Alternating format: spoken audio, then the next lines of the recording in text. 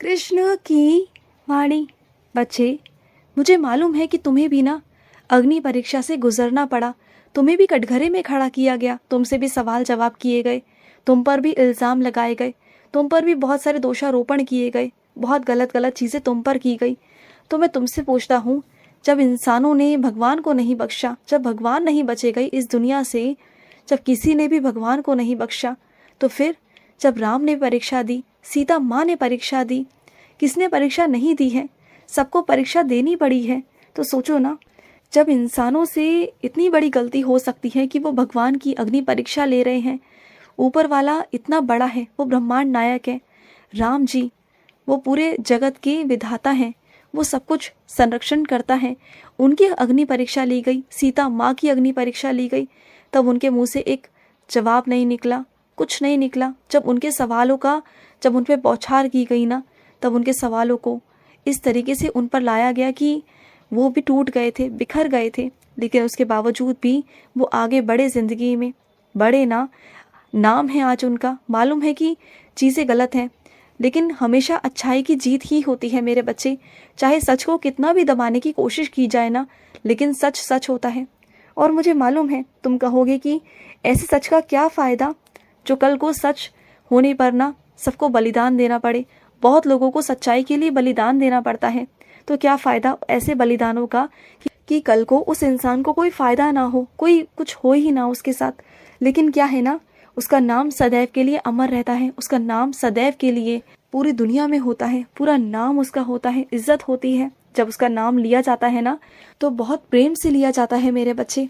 और जो लोग उनसे जुड़े हैं ना, उनसे, उनके परिवार से, उनके लोगों से जुड़े हुए हैं ना, उनका भी नाम ऊंचा होता है। उनके नामों के कारण भी ना उनको सुख प्राप्त होता है, उनके पीछे से उन्हें सच का फल मीठा मिलता है और मिलेगा भी। ये दुनिया रहते भी पहले भी सच का फल मीठा ही था और आज भी सच का फल मीठा ही है। और जो लोग ये सोचते हैं ना कलयुग में कि वो गलत कर लेंगे और बच जाएंगे, तो इस दुनिया में कोई नहीं बच सका, ना सतयुग में, ना द्वापर युग में, ना कलयुग में मेरे बच्चे, कोई नहीं बच सका, ना पहले और ना अब कोई नहीं बच सकता। जो है सो है मेरे बच्चे। जब भगवान नहीं बच सके तो तुम कैसे बच सकते हो? इंसाफ तो होता ही होता है। गलत का जो कर्म है ना वो गलत ही है, गलत कर्म करोगे तो गलत ही मिलेगा। ये दुनिया सवाल जवाब तो करेगी, बार बार करेगी, लेकिन तुम्हें पता होना चाहिए कि गलत क्या है और सही क्या है।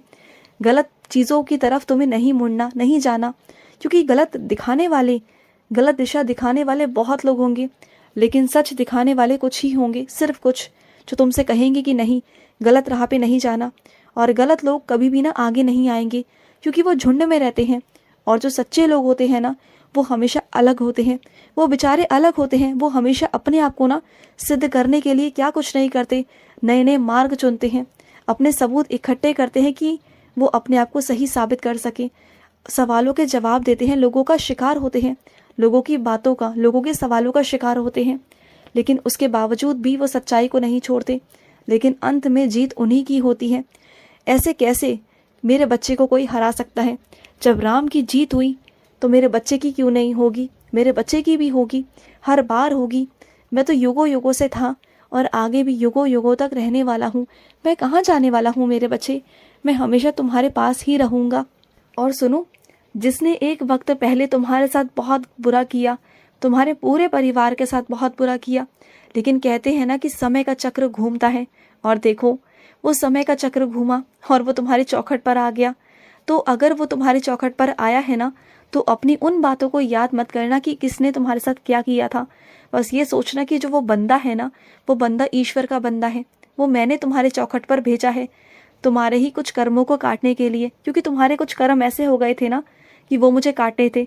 इसलिए मैंने उस इंसान को तुम्हारी चौखट पर भेज दिया। उसने तुम्हारे साथ जो गलत किया था ना, अगर तुम उसकी सेवा पानी करोगे, उसको अच्छे से रखोगे ना कुछ दिनों तक, जब तक वो तुम्हारे पास रहना चाहे तब तक, तो देखना कि तुम्हारे कर्म कैसे कटते हैं। और उसके अंदर भी ना कहीं पछतावा होगा कि उसने तुम्हारे साथ, तुम्हारे पूरे परिवार के साथ एक वक्त पहले बहुत बुरा किया। क्योंकि हर इंसान को ना जवाब देना होता है। सबको लगता है कि ऊपर जाने के बाद अपने कर्मों को भोगना होता है, लेकिन नहीं, कर्मों को तो यहीं भोगना है, यहीं भोग कर जाना है, क्योंकि जो समय का चक्र है ना, यहीं घूमता है। जो जैसा जिसके साथ तुम करोगे ना वैसा सामने आएगा तुम्हारे। इसलिए जो भी कर रहे हो, जैसा कर रहे हो, जिसके साथ कर रहे हो, सोच समझ कर करना, क्योंकि चीज़ें सामने आएंगी और आती रहेंगी, घूमती रहेंगी। तुम किसी को रोक नहीं सकते, किसी को बदल नहीं सकते। ये तो कुदरत का नियम है।